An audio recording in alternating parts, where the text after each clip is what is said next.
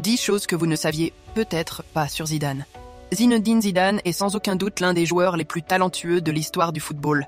Aussi élégant sur un terrain que fin tacticien depuis le banc de touche, Zizou est doté d'une humilité qui fait de lui un sportif admiré. 1. Il est atteint d'une maladie rare. En 2005, alors qu'il joue au Real Madrid, Zinedine Zidane apprend qu'il est atteint par une maladie rare, la thalassémie. Celle-ci impacte les globules rouges et génère des difficultés pour transporter de l'oxygène dans le corps, entraînant parfois de fortes fatigues. Heureusement, le Français n'a développé qu'une forme bénigne de la maladie et a pu continuer sa carrière au plus haut niveau, rapporte le journal Marca. 2. Zidane était un FUMEUR. En 2006, la veille de la demi-finale entre la France et le Portugal, un cliché de Zinedine Zidane fait le tour du monde. On voit le meneur de jeu en train de s'en griller une, rapporte France Info. Forcément, la nouvelle a fait parler, mais le Marseillais n'était pas le seul. Dans le documentaire « Les yeux dans les bleus », on voit également Laurent Blanc la CIGARETTE à la bouche et Fabien Barthez en train d'écraser un MEGOT. 3. Un salaire minime pour un entraîneur. En 2014, alors qu'il est entraîneur de la Castilla, l'équipe réserve du Real Madrid, le journal Marca révèle le salaire de Zinedine Zidane, 600 000 € bruts par an, soit à peu près 300 000 € net. Une somme largement inférieure aux standards de l'époque, surtout quand on sait que le Français touchait 6 millions d'euros par an à un moment de sa carrière. 4. Zinedine ou Yazid. Pour son 50e anniversaire, Zinedine Zidane a avoué à l'équipe que sa famille ne l'appelait pas Zinedine, ni Zizou, mais par son deuxième prénom. Chez moi, on m'appelle Yazid, au foot c'est Zizou, et avec ma femme c'est Yaz. Le terme Yazid signifie grandir en arabe. 5. L'idole de Zinedine Zidane. Si Zinedine Zidane est le modèle de nombreux joueurs, il a lui aussi eu une idole, un certain Enzo Francescoli.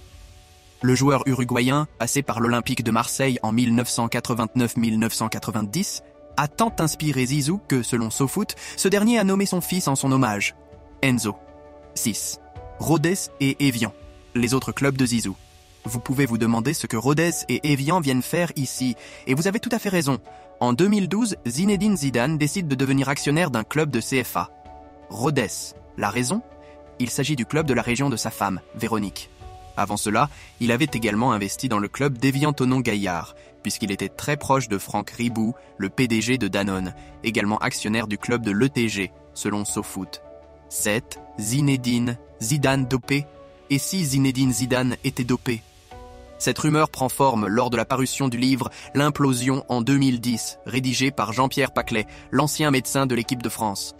S'il peut garantir que l'équipe de France de 2006 est allée en finale avec du Berocca et du Vitascorbol.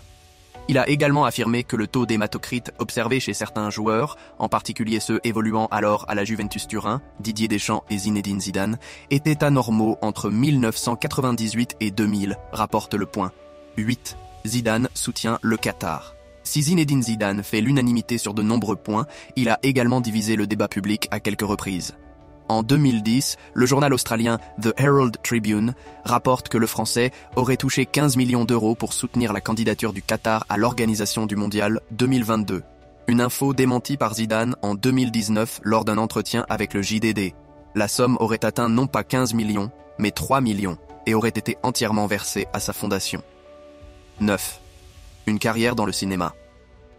Si Zinedine Zidane n'est pas souvent apparu à l'écran, il a tout de même joué quelques petits rôles au cinéma. Avec Raoul, son coéquipier du Real, il est apparu dans la trilogie Gaulle et a surtout fait partie du film Astérix et Obélix aux Jeux Olympiques en 2008. 10. Un grand fan de Francis Cabrel. Si Zinedine Zidane est fan de télévision, il est également un passionné de musique, et notamment d'un chanteur, Francis Cabrel. En effet, il a révélé, selon Voici, « Je n'écoutais que lui, tout le temps.